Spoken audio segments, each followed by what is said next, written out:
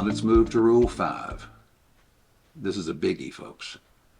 Watch out for there is. Try to avoid a structure grammarians call expletives. Now, I don't mean expletives as in cuss words. There's another kind of expletive, a grammatical term. An expletive is a word that fills the syntactic role of another word. Expletives include there is, there are, it is, these are, here is, here are. In these expressions, the words there, it, these, and here fill the role of the noun following the expression. And that role is the grammatical subject of the sentence. Thus, if we say there is a problem, the word there stands in for the noun problem as the grammatical subject of the sentence. We could flip the sentence over and say a problem is there. Now listen carefully. There is nothing wrong with these expressions. See, I used one. But you can overdo it. And when you do, you should delete the expletive and make the true noun the grammatical subject of the sentence. Watch especially for an expletive followed by a that clause. In the vast majority of cases, these sentences beg for revision. Consider this.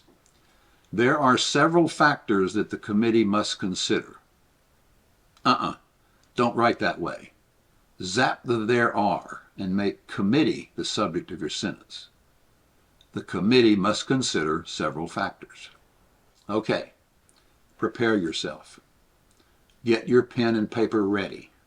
It's time to take some notes.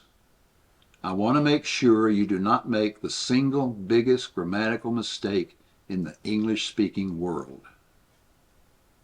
According to the latest statistics just released, 99.999% of the entire population butchers the use of there is by following the singular is with a plural noun. The odds are overwhelming that you are one of the offenders. Consider this sentence. There's lots of these mistakes being made by otherwise smart people. No, there are lots of these mistakes. Sadly, many people make this mistake. Consider this email I received from a lawyer in Utah.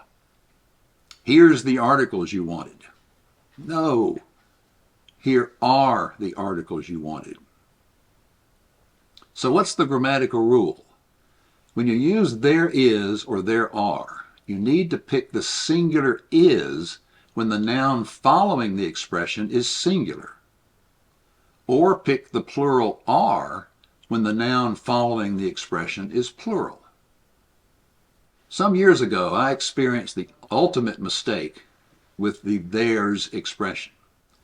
A professional organization asked me to give a 40-minute speech on ways their members could improve their writing.